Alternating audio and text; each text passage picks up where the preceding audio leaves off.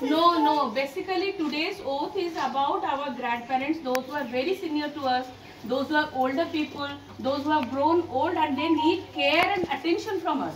So today's oath is all about them. We should love them, we should care about them, and we should keep in mind that we do not hurt them at all.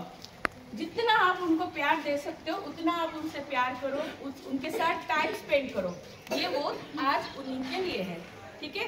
तो मैं जैसे ही उनका oath दूंगी आप मेरे साथ वो चीज एक साथ ही बोलोगी, ठीक है? So please take a line, take 100 steps, go back. All will repeat after 3. Okay, let's start. Teachers, please. एक वरिष्ठ नागरिक अनुकूल तथा যত্নশীল समाज गठन निमते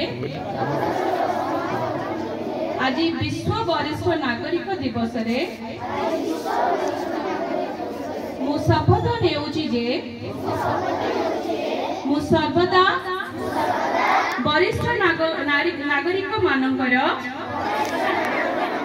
सम्मान करिबी ओ सेमानकर जत्न नेबी, सेमानकु दुर्व्यवहार और उपेक्षारु सुरक्षा प्रदान करिबी, सेमानकु सुस्थ सक्रिय और स्वतंत्र रखिबारे सहयोग करिबी, परिवार और समाज प्रति